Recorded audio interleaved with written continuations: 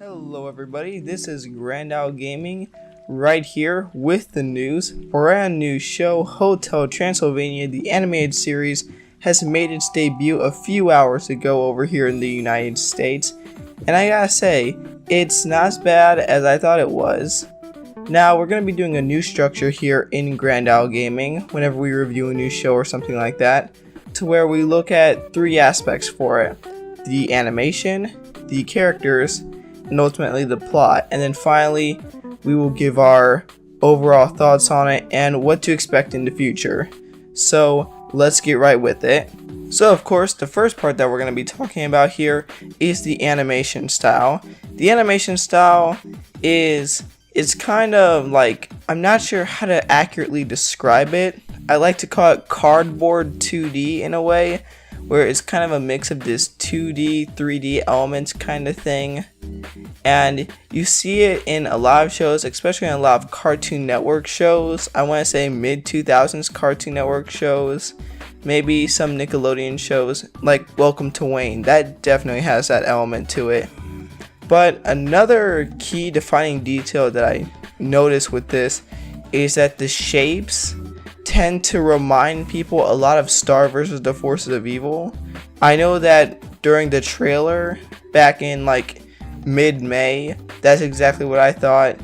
And when the trailer came onto YouTube, everyone was kind of commenting that it kind of looked like Star vs. the Forces of Evil. So take with that with what you will. I'm not going to say that it's a hindrance, because I certainly don't think that it's a hindrance at all. I think that this is, it is, I'm not sure how to properly say this.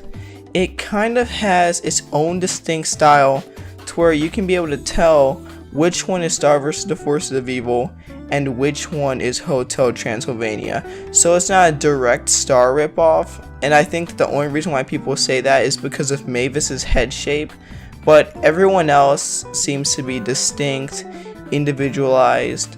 So in this case, Hotel Transylvania, its animation style, it's passable, and I can definitely roll with it. I am going to have some Star vs. the Forces of Evil vibes, especially with Season 3 coming around in July. So, what else is there to say? Next up, we are looking at the characters. The characters in this case, there's quite an array, kind of. I mean, when you look at our three main characters, Mavis, I forgot the name of the zombie, and or Frankenstein thing, the slime girl, and then the mummy. I'm gonna put the names with each corresponding character in the video, so it's not that big of a deal. But each of them kind of has this slacker, regular show vibe, except with a notch more responsibility. The slime girl definitely kind of reminds me of Eileen, and the Frankenstein thing and the mummy, they kind of just seem like a direct Mordecai and Rigby kind of thing. And in this case, it's not that bad, because it's like, even then, there are slight twinges of individualism. You can tell, kind of what each character is supposed to be. I don't think that they're going based off of any tropes or any stereotypes in this case. Mavis is Mavis. The slime girl, I think she's kind of like the insecure, nerdy kind of girl. Then you have the mummy, who's basically supposed to be, kind of like the idiot of the group, if you will. And then the Frankenstein's monster, he's kind of like the male lead, kind of like the deuteragonist, if you will. So we kind of have a balanced out cast of characters here. As for the main antagonist, if you want to call it an antagonist, in this case would kind of be, Dracula's sister, or Mavis's aunt in this case. I can't remember her name either. I just saw this a couple of minutes ago. But basically, what it's supposed to be is like, she's not really a villain in this case. She's kind of like the driving force for the plot. She's kind of just like, make sure this hotel is tip-top shape, make sure that order is preserved, stuff like that. It doesn't seem like that she's gonna be the villain of this series like I thought she was gonna be. I thought that she was gonna be more along the lines of like, I'm here so that I could be able to steal Dracula's hotel and get all the wealth for myself. But no, it just seems like that she's a sister who's looking after the hotel while Dracula's gone, stuff like that.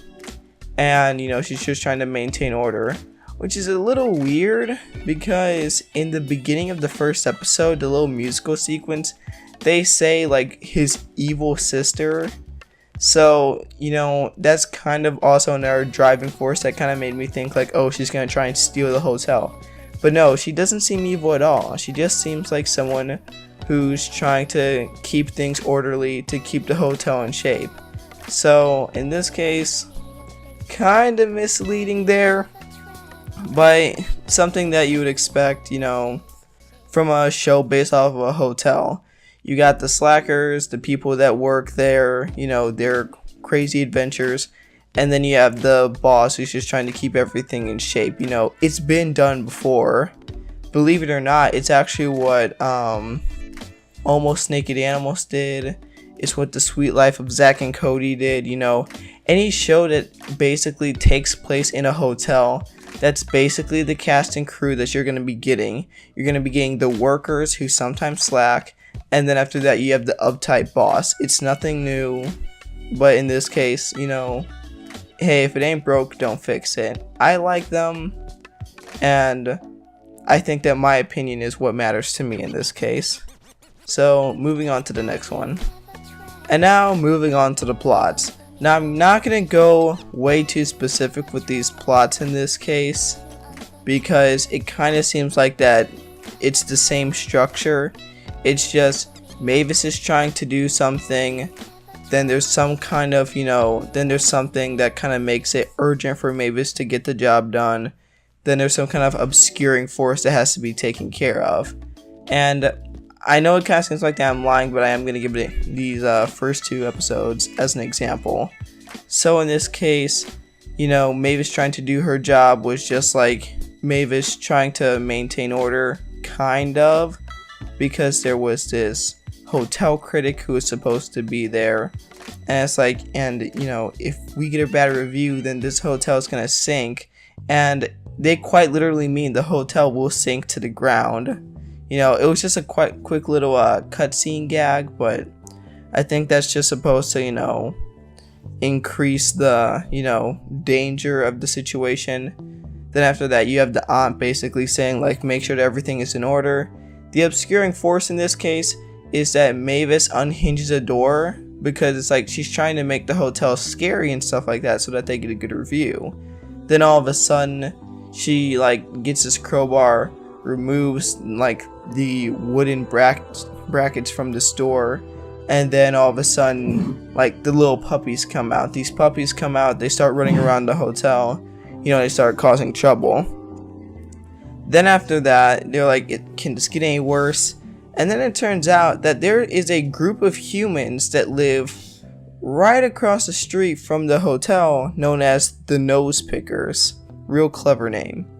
But basically, the little nosepicker, the daughter in this case, she kind of like drives her little toy car into the hotel. And then after that, it's just like, oh man, what are we gonna do? So Mavis is running around with her friends, trying to basically, you know, get the girl and get the little puppies. In the end, they eventually do. The hotel critic comes in, and then after that, it's like the puppies get out of control with the little girl and everything, and then they end up, you know, destroying the lobby in this case. Hijinks ensue. The lobby's destroyed. The critic shows up, and the critic loves it. Gives it, you know, a 5 stars in this case. Then after that, you know, that's how the episode ends. Basically, Mavis proves herself to be, you know, a good employee. The second episode in this case, Mavis is just trying to do her job. She ends up taking a break from work in order to, you know, find this old, like, treasure chest with all of these, like, toy things. Then after that, she finds this ghost doll. And it's basically a doll that never runs out of energy. It's just a ghost, and it'll basically haunt, or in this case, play with you forever. Now, with that being the case, basically, as you know, like, at first it starts out fine, and then after that, Mavis is like, well, we can take breaks every now and then. And then the doll's like, no, we're not taking any breaks. We're just going to keep playing and playing forever. Then after that, Mavis realizes, how much trouble this doll was, but she was oblivious to seeing how much trouble it was when she was little. Like, there are quick little cutscenes as, like, to where it's, like, Dracula is there with her. And Dracula is like, he's trying to get rid of the doll. But in this case, the doll is aware that Dracula is trying to get rid of her. And she's like, you're not getting rid of me. I'm going to be with your daughter forever. And basically, Mavis realizes what her dad was trying to do in this case. So then they try to get rid of her. And they tried playing hide and seek. But the doll was hiding right above them so they could hear everything that they were saying. And they were saying things like, well, look, we finally got rid of the doll. Everything's going to work out now. And then after that, the doll decides, hey, I'm going to kidnap all of your friends and we're going to have tea parties forever.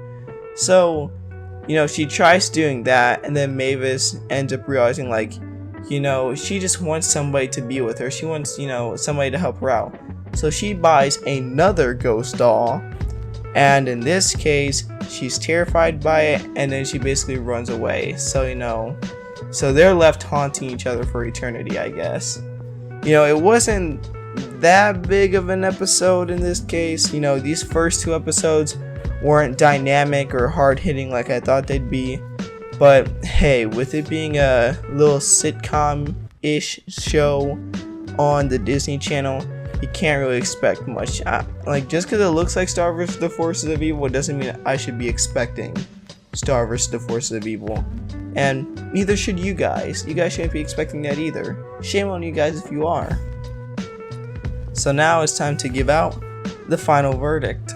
So what do I think of this series, and what does the future hold for this series? Well, in this case, this series is being pretty innovative. Not only for being a Hotel Transylvania animated series, because they have a 3rd movie coming around the corner July of next year, but also, this is technically the first full-fledged animated series, full 30-minute animated series that Disney Channel has released since Wander Over Yonder. And that was back in 2013, man. That was 4 years ago. So in this case, they're really taking a big move here. But I'm not going to be surprised if Disney Channel ends up pushing this over to Disney XD, where most of the animation stuff happens anyways. I think that they might do it sometime in December maybe, or October.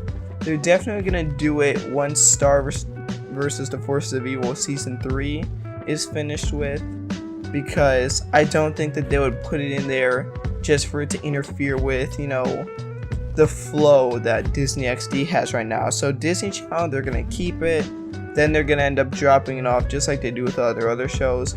Or maybe, just maybe, they might, keep it, and I might be completely wrong about this. One aspect that I really hope I get to see is a reason as to why Dracula left. In the opening song sequence, and it's not even like the theme song, it's just like this little mariachi band that was, singing basically in exposition, talking about that Dracula left, Mavis is kind of in charge, Dracula sent his sister to watch over Mavis in the hotel. And they never explained as to why Dracula left. So I'm hoping that there's some kind of explanation there. Or maybe we get to see Dracula visit every now and then. It's clear that this is supposed to take place, before the first Hotel Transylvania movie. So I'm kind of hoping for some kind of reason in this case. I feel like that they could have done it, basically replaced the role of the aunt with Dracula in this case. It would have been just fine. Would have worked out. But, hey, Disney knows what they're doing, I think. But, basically, that's kind of what I hope happens. I hope that we get to see more of Dracula, get some kind of reason as to why he disappeared, or went to this, went to the Vampire Council, as they briefly mentioned in the 2nd episode. And I also hope that, they do something a little bit more with it. Like, I know that with like Star vs. the Forces of Evil, it was a show where it basically was kind of nothing, but then it actually got some lore and then it became something. And I hope they do the same with Hotel Transylvania in a way. Otherwise, we're gonna be stuck with, just this exact same concept over and over. And this really seems like a show that could flesh out and evolve. I've seen a bunch of shows that started off with a bunch of nothing, like Star vs. the Force of Evil, Regular Show, and Adventure Time. And look at Star vs. the Force of Evil. Look at what happened to Adventure Time. Look what happened to Regular Show, for Pete's sake. So I'm expecting great things from, Hotel Transylvania, as long as it is taken care of and put into good hands. So I'm really hoping that the people at the Disney Channel know what they're doing, and if not, just give it to Disney XD, because I'm pretty sure that they'll know what they're doing. And in this case, that ends my review of Hotel Transylvania, the animated series. If you liked what you heard, please be sure to donate money to me on the Patreon, like the Twitter, like the Facebook. Also be sure to check me out on writing.com. Hey, I'm getting a whole lot better at this. This is the Grand Owl signing out. Everybody, stay gold.